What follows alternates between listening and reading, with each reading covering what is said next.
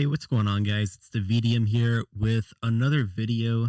This time, we're taking another look at level boosting. So, since pre-patch has come out, um, Freehold has gotten a lot harder to boost, especially now that everything is all scaled up. It's still doable, but it makes it a lot tougher for most players. Personally, I can't even do it on most of my characters, and it takes a long time for the characters that I can do it on. So, this method here is a different way that you can level up extremely quick. For me, it was taken between 8 to 15 minutes, depending on my level.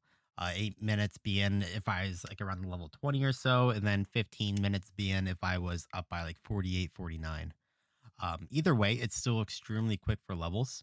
Now, it can go a lot faster too if there is experience buffs. For instance, if you take your Draught potion, which gives you the 10% buff that you can pick up in Borealis or Zandalar, as well as your Guild Banner, which gives you an extra 15%. So those can make it 25% quicker.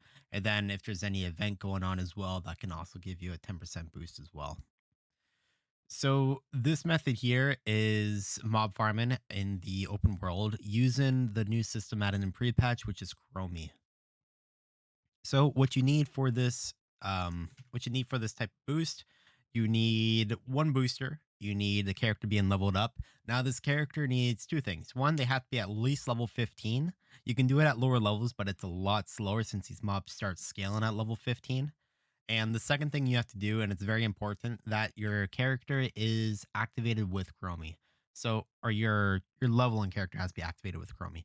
So all they have to do is go talk to Chromie, pick any expansion, doesn't matter which one. As long as they pick one, it changes all the zones to Chromie time. And then once they are activated with Chromie and you're in a group, then your low level character can party sync. The party syncing allows your max level character to get all the mobs scaled up as well. And if the mobs aren't scaled, if you don't party sync, then you will get zero experience when you're killing all these mobs. So party syncing is extremely important. You have to party sync for this method to work. And then once you're party synced, you can start killing mobs. So the area that I'm in is Blackrock Stronghold in the Fields of Honor, and it is in Burden Steps. So a lot of people who are in the gold farming community, they know about this spot because it used to be extremely good for farming transmogs because of the hyper spawns. And now transmogs still sell, but for this farm especially, it's extremely good for raw gold. Doing this farm just on my one character, I was making about 10k gold an hour for raw gold just from selling all the stuff I picked up. But if you're in a group of 4 or 5 people, you're going to be making a lot more gold. Like you're going to be looking at least triple that number. So 25, 30,000 gold an hour shouldn't be, it should definitely be achievable if you're in a full group. So looking at my map real quick, this is where I am, right by the Blackrock Stronghold in Burning Steps. And this area, it consists of 4 big groups of mobs. So real quick, I'll go over those spots. So there's three sets of mobs right by this building right here. There's one, there's two, and there's three. And then the fourth group of mobs is over here. Each group has 25 mobs in it.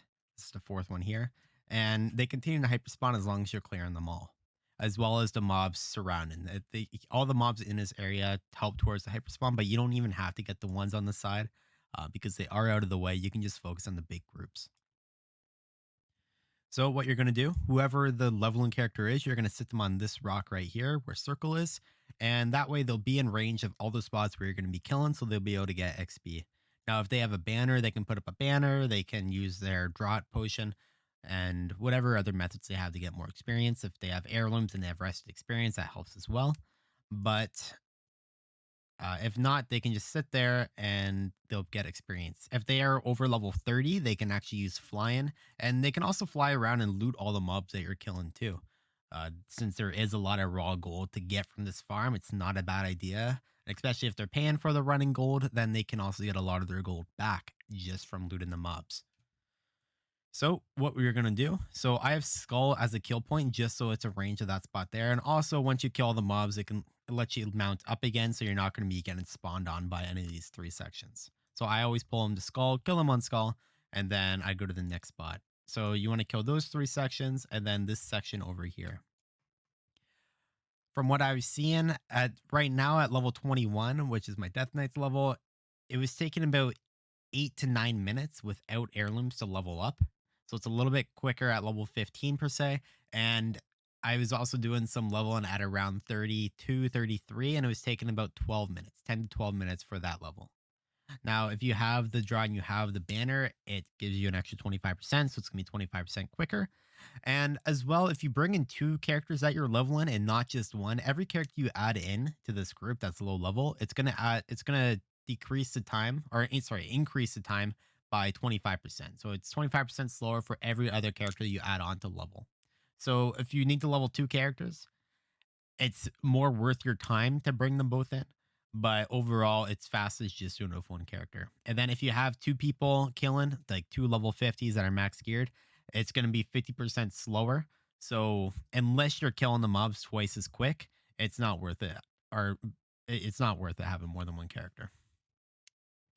So what I like to do, since the mobs are all scaled up, they do hit hard and they do have a lot of health now. So it's not if you're not geared, this farm might be kind of tough.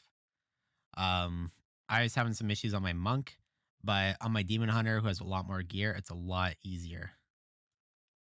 For instance, if I pull these three groups, like they're doing a lot of damage. Like they just murder me. I can't do anything about pulling that group. So normally I always do two or three groups and or sorry, not two or three groups. Normally I do one group. Sometimes I'll bring in two. And then once the mob starts spawning back, it's never going to be a full group. Again, it's always going to be partial groups. So then you can just do little groups at a time. Azurite Beam, I highly recommend because it's really good. And this is bad. Like these mobs do so much damage. I gotta spawn in the better spot so I can get a better feel. But I recommend on a class that does a lot of damage and doesn't have an AOE cap.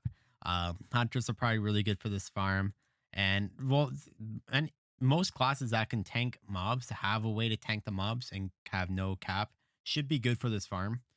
Demon Hunter has a lot of health regen, which is why it's been working for me. These are actually the first two times I've died here, but this should be better here. I'll give you guys a better example once I get out of combat. So the mobs itself, it takes about 340 mobs level, and then that's fairly consistent. Each level you go up, it takes about an additional five more mobs to level up. So it gets slower and slower over time, but it's not that much slower. Like it takes next to no time, like maybe an extra 5 to 10 seconds for each level, which is why the time it takes to level up at a lower level, like level 20 versus level 45, is maybe only a couple minutes. Like it's nothing crazy. But Demon Hunter, especially with the new Unbound Chaos ability where you can just Fell Rush and it does damage to everyone in the area, it does a ton of damage for like, so you want to use Immolation or a Fell Rush in and it takes out most of them. Like it's a really good ability for this, and it's not AoE capped either, or it's not target capped, so it makes it really easy. But what you're doing is you kill these three groups, and then once you kill all of them, you're going to go over to this side, and you're going to do the exact same thing with this group over here. So I always like to group them up, go back in, and then they die to Unbound Chaos, and you just got to finish them up. Like they have a lot of health. They're not one shots anymore. It's not it is still pretty quick to kill him, but it's not super quick. And as you can see, I'm also looting everything as well because all these items, like a gray weapon, for instance, is 24 gold, 13 gold, 8 gold, um, 15. Plus, you got rune cloth and mage weave that you can put on the auction house. Like greens are 30 gold, 42 gold. The green weapons are worth 40, 50, 60 gold. Like everything in here is venerable. You can make a ton of gold off it. Like you can easily make 10K on your own from doing this farm. And then, like I said, if the boostee is over level 30 and they can fly, then they can just fly around and loot all the stuff that you're killing as well. So that they're not dying and they get experience and the gold. So overall, it's really, really, really, really good farm. I'll probably keep doing this farm for my alts, honestly. It is really quick. It's faster than a dungeon grind. I've already leveled up a character through the quest, and I've leveled up a character through the dungeon grind, and they're okay. Like they're not that slow. This is the most I've enjoyed leveling in a long time. but this way by far is faster if you're looking at less than 10 minutes a level, especially at the higher levels too.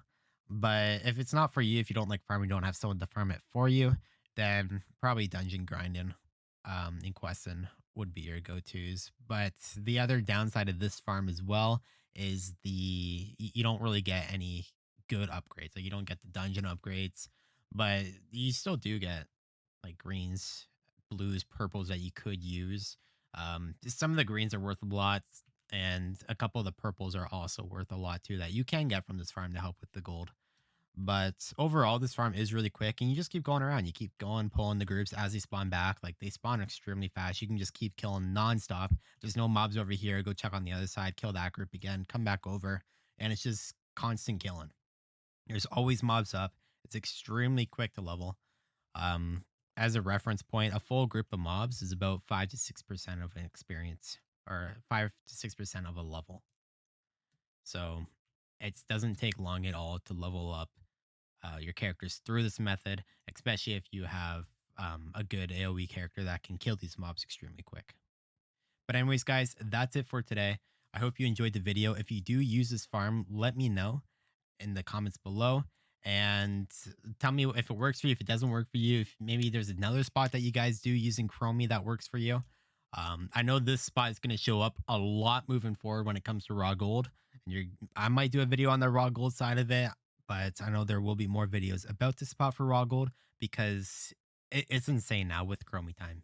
But just remember, you have to have a low level character who can enter Chromie, and they gotta party sync with you to get you down here as well. But anyways, guys, that's it for me today. I hope you enjoyed the video. And until next time, guys, bye bye.